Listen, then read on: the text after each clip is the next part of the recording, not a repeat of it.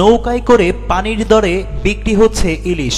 অনেকটা পানির দরে চাঁদপুর লঞ্চ ঘাটে নৌকায় মেঘনা নদীতে ভেসে ভেসে বছরের পর বছর জেলেরা লঞ্চ যাত্রীদের কাছে ইলিশ বিক্রি করছেন। ঢাকা সহ দেশের বিভিন্ন স্থানে নৌপথে চাঁদপুর লঞ্চঘাট হয়ে যাতায়াতকারী যাত্রীরা শখের বশে এসব ইলিশ বেশি কিনছেন।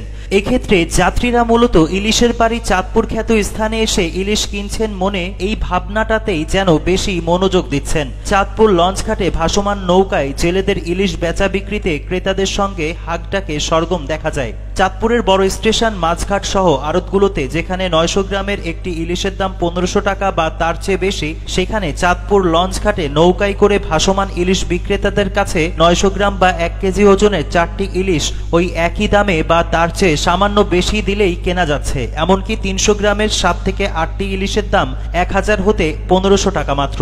আর এই সস্তা দামেই 6 লাভ সোশ্যাল মিডিয়া ফেসবুকও। স্থানীয়রা জানান, নৌকায় বসে ইলিশ বিক্রি করা চাঁদপুর লঞ্চঘাটের অধিকাংশ জেলেই শহরের বেদে পল্লীর। এরা 4-5 জনে নৌকা কিনে এই ইলিশ ব্যবসা চালাচ্ছে বছরের পর বছর।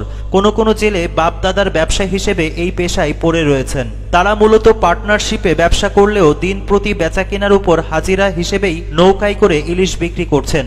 মোহাম্মদ সৈকত, মোহাম্মদ আরিফ হোসেন, মোহাম্মদ লিটন, মোহাম্মদ মহসিন সহ আরো কয়েকজন নৌকায় ইলিশ বিক্রি করা জেলের দাবি, তারা চেষ্টা করেন ভালো ইলিশটি বিক্রি করতে।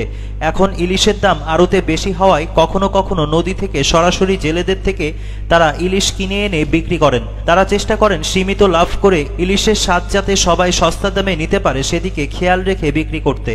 এ সময় পচা গলা ইলিশ বিক্রি ও চাঁদপুরের বাইরের ইলিশ এখানে বিক্রি হয় না বলেও তারা জানিয়েছেন। লঞ্চ যোগে ঢাকায় যাবেন মোহাম্মদ আমির। তিনি বলেন, আমি 900 থেকে 1 কেজি ওজনের 8টি ইলিশ কিনলাম মাত্র 3000 টাকায়। কম দামে, তাও আবার চাঁদপুরের ইলিশ। এটা ভেবেই মনে আমার খুবই আনন্দ লাগছে।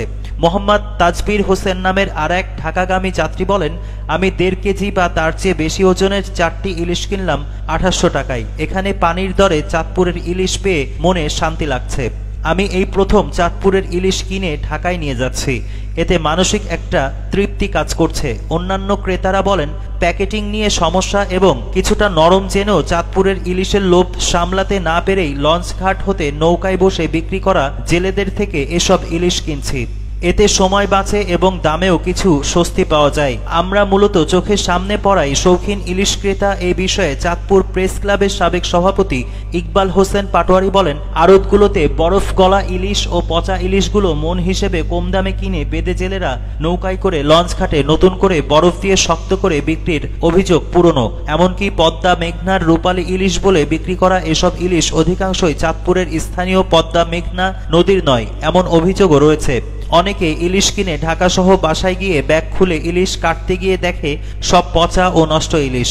এদিকে বৃষ্টি বা ঝড় তুফান না হলে প্রায় প্রতিদিনই সকাল 7টা থেকে রাত 10টা পর্যন্ত চাঁদপুর লঞ্চঘাট হয়ে যাতায়াতকালে নৌকায় ভেসে ভেসে জেলেদের এই ইলিশ বিক্রির দৃশ্য দেখা যাবে।